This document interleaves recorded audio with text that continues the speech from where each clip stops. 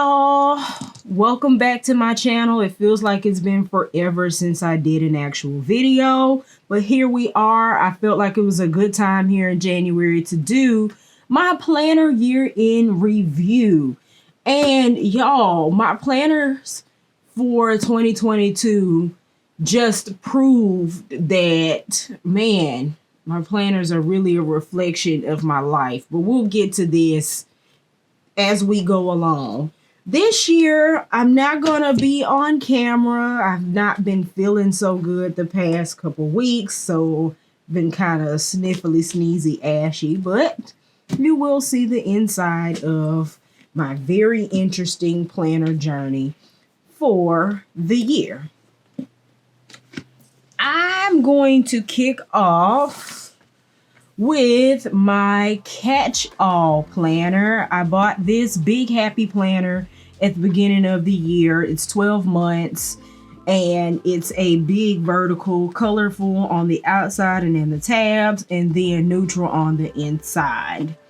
So for the first year, I actually put my name in the front of my planner. I ordered these wonderful name stickers from my soror, Tamisha Bowen of TSJ Designs on Etsy. You guys go check out her shop. She sells all kinds of stickers, but I bought sheets of custom name stickers. She also has them in various colors of full as well, in addition to her inspirational quote stickers, her doll stickers, functional and decorative, and all sorts of wonderful things. So go on over there and check her out.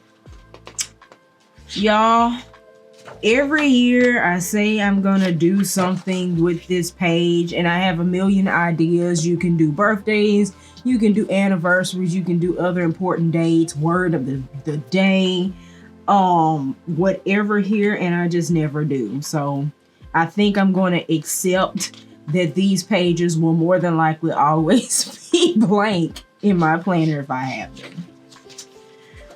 Also, month at a glance, tried to start in January, and yeah, there's that. Tried to start in January, but swing and a miss.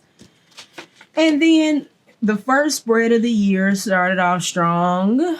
We spent New Year's in Tampa, so some of this was planned ahead and some of this was back planned, which I do from time to time when I travel, but that has become almost untenable, and I will talk more about that as we go. This is my second spread of the year. And just an example, what book is this? Hustle and Grow, maybe? It's Hustle and something. No, Hustle and Heart. Hustle and Heart. It's one of my favorite books, as well as one of the Bloom's books out of the Happy Planner collection that play really well together. But just a reminder,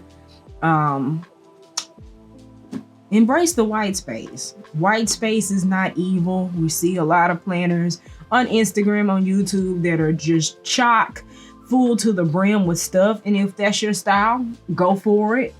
But if you find yourself at a place where you're just kind of struggling to fill in white space in your planner, just know that it's okay to just be okay with that. It just is what it is. My first spread using the Papillon book, which is a little bit fuller, but I really enjoyed how this one turned out. Even threw in some stickers from one of the old pastel faith books that came out a while ago. Another kind of favorite spread. Then skipping over into February, my first attempt at using the Spoonful of Faith books. Why do I have so many of these in here? Some of these are blank. No, they're not. No, they're not. Anyway, swing and a miss, started decorating and didn't finish. And that seemed to be a running theme across my year. One of my absolute favorite spreads of the year, my Sigmaversary.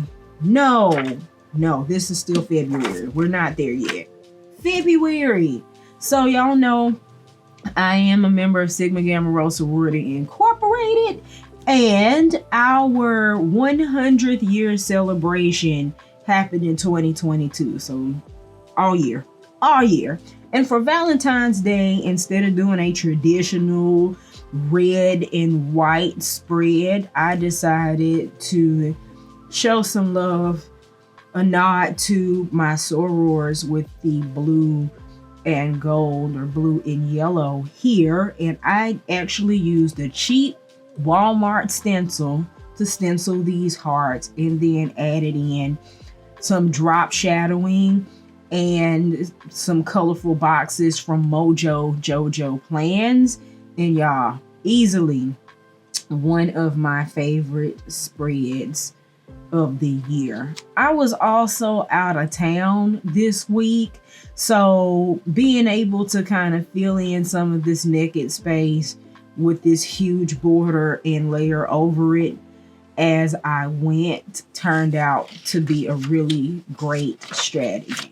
So that's another thing. If you know your week is going to be kind of light and you do want to fill in that white space, pick a row, and this is for like a vertical planner. Pick a row and just completely fill in that space. And if you use large elements, you can actually decorate over them with stickers as you go. You can also kind of do the same thing with a horizontal planner, blocking out pieces, not going the full length of the page. Perhaps if I find one of my old horizontals, I will show you how that works. And then here's another currently page. Was off to a really great start. I had a plan here to do just kind of some inked backgrounds with boxes over it, and didn't quite happen. Same thing here, didn't quite happen. But this spread in March turned out really well. This is the first time, I think, in this year that I ventured purely outside of my Happy Planner stickers. And I used this book from Hobby Lobby. Yeah, this book is just called Bees, Simply Bees, but it's absolutely adorable. This is another spread that I was really totally excited about. This was March Madness, and I think we might have been gone. Hubs was probably working a tournament, but clearly we have the basketball theme. Something that I think I might revisit this year, but if anybody needs a March Madness idea, here's one for you. So as you can see, we're at the end of March, totally skipped a week here. And this is kind of where I started to fall off the wagon. Empty spread. List, but empty spread. List, empty spread. Sometime in the middle of April, I declared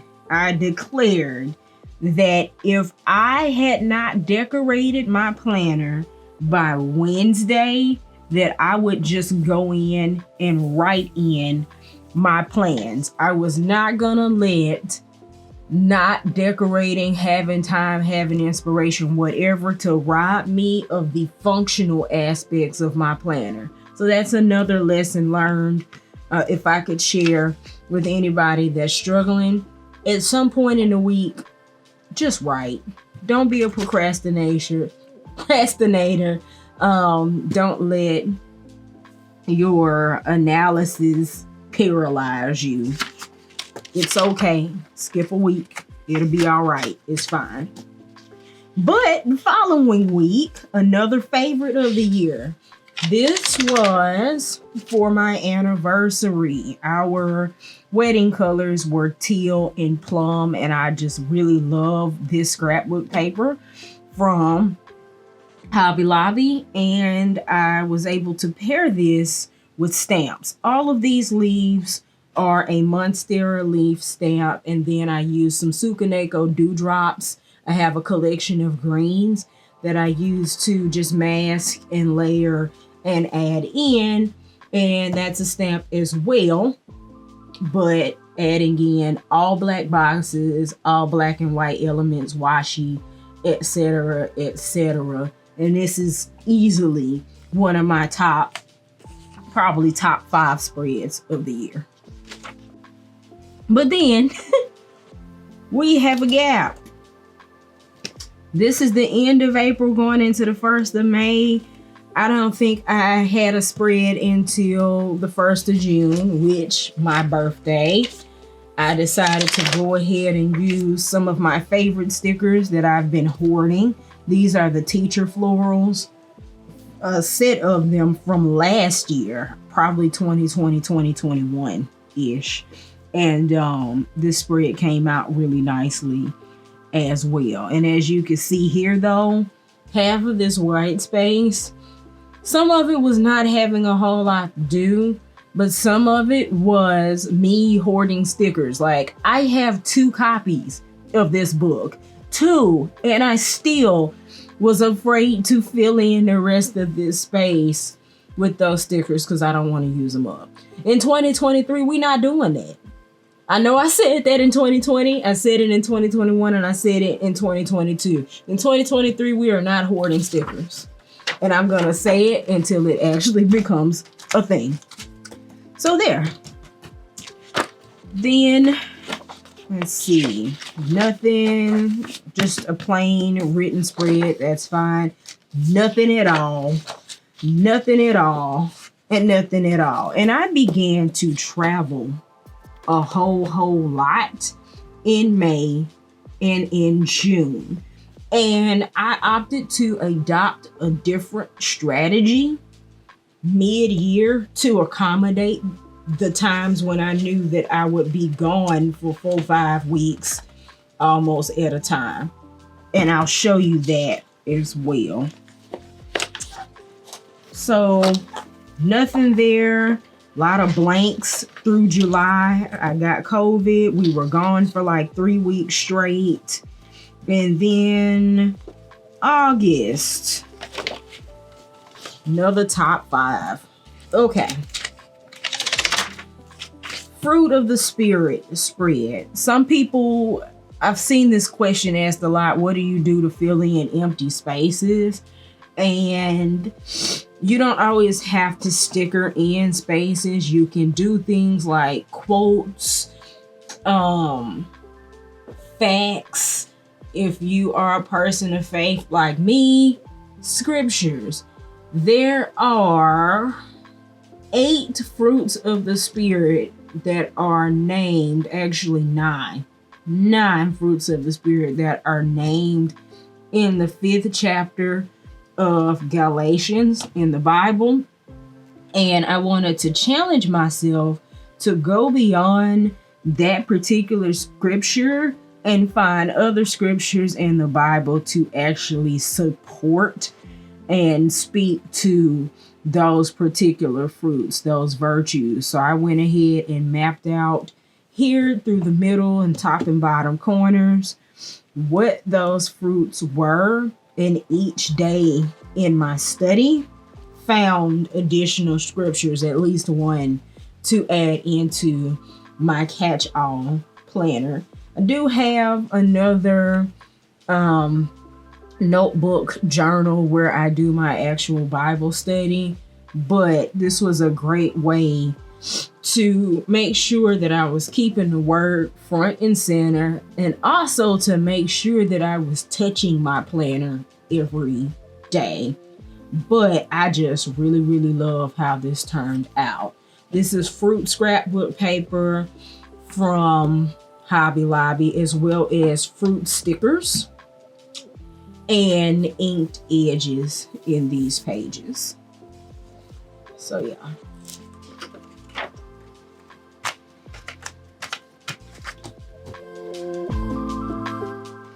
Then let's talk about August.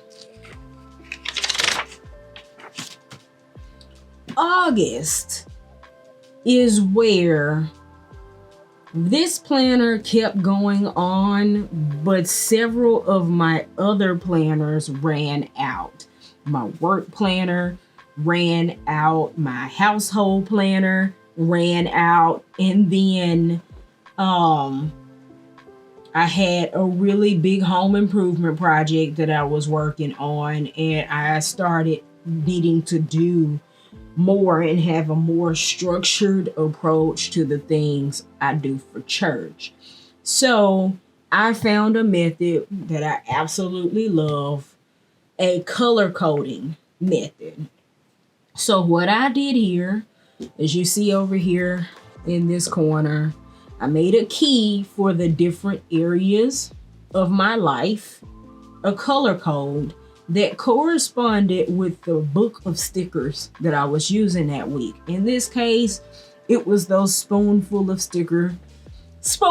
faith stickers that I had trouble using earlier in the year. So I just kind of coordinated that together, and I wrote in all my plans in regular black, highlighted them these colors, and then decorated around my plans. I decorate around my plans all the time, but something about pulling in the functional yet decorative element of color coding really is my jam. And even though I am moving back into my separate planners gradually, I'm definitely going to continue to adopt this method as it makes sense. I really love how that worked functionally and aesthetically. Then September, here's another spread, color story, nothing to really talk too much about, but color storybooks are great to have to pull in a Hail Mary emergency situation. In terms of, man, I have no ideas. An actual household, not household, a monthly spread that actually kind of did work. I had run out of my household planner, and normally this spread lives in there, but instead it ended up in here, and it was fine. I really meant well here with the seasons. I think it was called Seasons of Love. The seasonal florals from last year against the black. This was gonna be a really great spread. I might attempt it again this year. But from here on, as you can see, didn't really do too much in terms of planning. I would try and it just wouldn't happen. This was supposed to be my Founders Day spread, and it didn't happen. And it just kind of reflected just the general all over the place state of my life. And I won't say I just kind of gave up, but I did. I didn't even shoot a lot of videos, didn't write any blog posts. I was very much struggling to catch my breath. Which brings me to my wellness bujo. Now, of course, I'm not going to just leave y'all on a low note. I'm just breaking this video up so it's not stupid long. Catch the second half of this video with my bujo, my household planner, and my end of the year reflections in part 2. See you in the next one.